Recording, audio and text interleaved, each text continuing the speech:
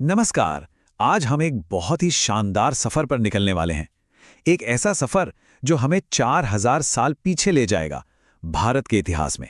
हम देखेंगे कि कैसे प्राचीन भारत की नींव रखी गई और कैसे बड़े बड़े साम्राज्य बने। तो चलिए साथ मिलकर शुरू करते हैं ये रोमांचक कहानी। अब सवाल ये उठता है कि भाई 4000 साल के इतने लंबे इतिहास को सिर्फ कुछ मिनटों में कैसे बताया जाए। सुनने में तो ये नामुमकिन सा लगता है ना, लेकिन यही तो मजा है। देखते हैं हम इस चुनौती को कैसे पूरा करते हैं। इस पूरी कहानी को समझने के लिए हमने इसे 4 बड़े हिस्सों में बांटा है।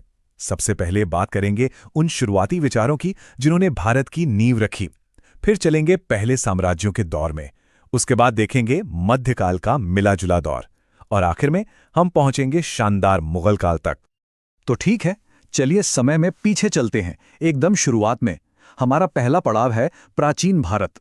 वो जमाना जहां पवित्र ग्रंथों से ऐसे विचार निकले जिन्होंने एक पूरी सभ्यता को रास्ता दिखाया। हर बड़ी कहानी की एक शुरुआत होती है ना, और भारत के इतिहास की कहानी शुरू होती है वेदों से। वेद संस्कृत का ये शब्द जिसका मतलब है ज्ञान। जरा सोचिए, ये वो किताबें हैं जिन पर भारत की शुरुआती फिलॉसफी, उसकी सोच की पूरी इमारत खड़ी है।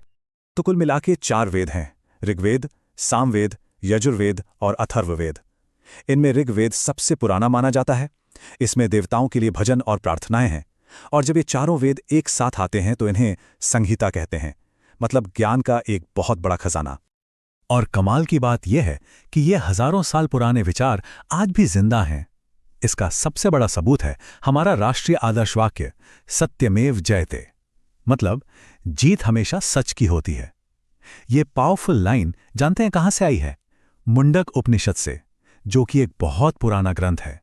देखिए कैसे अतीत और आज आपस में जुड़े हैं। अब सिर्फ विचारों की ही बात नहीं थी, उसी दौर में एक बहुत ही एडवांस्ड एक शहरी सभ्यता भी फल फूल रही थी। हम बात कर रहे हैं हड़प्पा और मोहनजोदाड़ो की। हड़प्पा रावी नदी के किनारे था और मोहनजोदाड़ो सिंधु नदी के। सोचिए, मोहनजोदाड़ो में ग्रेट बाथ मिला और शहरों की प्लानिंग इतनी जबरदस्त थी, जो ये बताती है कि वो लोग अपने समय से कितना आगे थे। फिर आया एक बड़ा बदलाव, लगभग 6ठी शताब्दी ईसा पूर्व के आसपास। विचारों की दुनिया में एक तरह की क्रांति आ गई। इसी समय जैन धर्म और बौद्ध धर्म सामने आए। इन नए दर्शनों ने पुरानी मान्यताओं पर सवाल उठाए और लोगों को जीवन का अर्थ समझने और मोक्ष पाने के नए रास्ते दिखाए। तो विचारों के इस मंथन के बाद अब हम कहानी के दूसरे पड़ाव पर आते हैं। ये है साम्राज्यों का पहला युग। ये वो दौर था जब पहली बार इस पूरे उपमहाद्वीप को एक झंडे के नीचे लाने की बड़ी कोशिशें हुईं। इस दौर में 2 बड़े साम्राज्य सामने आए, मौर्य और गुप्त। लेकिन दोनों का स्टाइल एकदम अलग था। एक तरफ मौर्य साम्राज्य था, जिसका पूरा जोर था मिलिट्री पावर पर, राजनीतिक एकता पर, एक सेंट्रलाइज्ड एडमिनिस्ट्रेशन पर। और दूसरी तरफ था गुप्त साम्राज्य, जिसने भारत को उसका स्वर्ण युग दिया। एक ऐसा दौर जब कला, विज्ञान और संस्कृति अपने चरम पर थीं। और इन साम्राज्यों को बनाया महान राजाओं ने।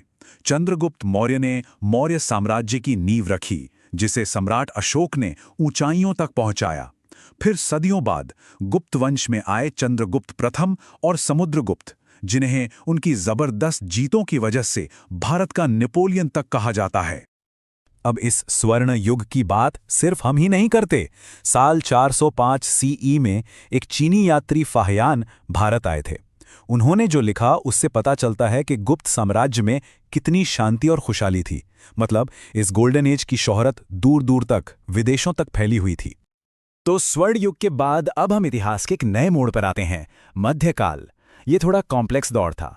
इसमें संघर्ष भी था, नई संस्कृतियों का मिलन भी था और कई ताकतवर क्षेत्रीय राज्यों का उदय भी हुआ। इस दौर की एक बड़ी पहचान थी दिल्ली सल्तनत, जो एक बड़ी पॉलिटिकल पावर बनकर उभरी। और ये कोई एक डायनेस्टी नहीं थी, इस पर एक के बाद एक 5 वंशों ने राज किया। गुलाम वंश से शुरू होकर फिर खिलजी, तुगलक, सैयद और आखिर में लोधी वंश। लेकिन कहानी सिर्फ दिल्ली की नहीं थी।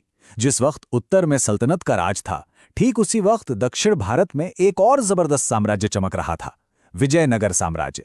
इसे हरिहर और बुक्का ने बसाया था और इसकी राजधानी हम्पी, वो तो जमाने में व्यापार, कला और धन दौलत का एक बहुत बड़ा सेंटर थी।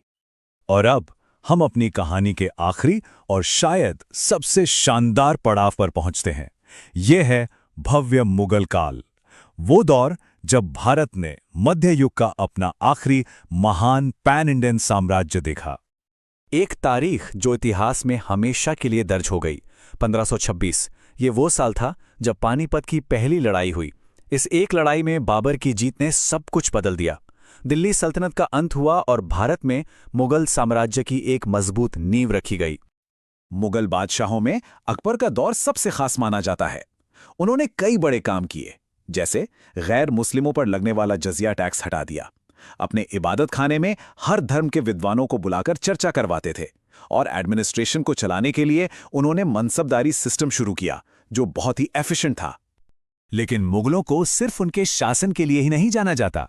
उनकी सबसे बड़ी देन शायद उनकी वास्तुकला है, उनका आर्किटेक्चर। और जब आर्किटेक्चर की बात हो तो भला ताजमहल को कौन भूल सकता है।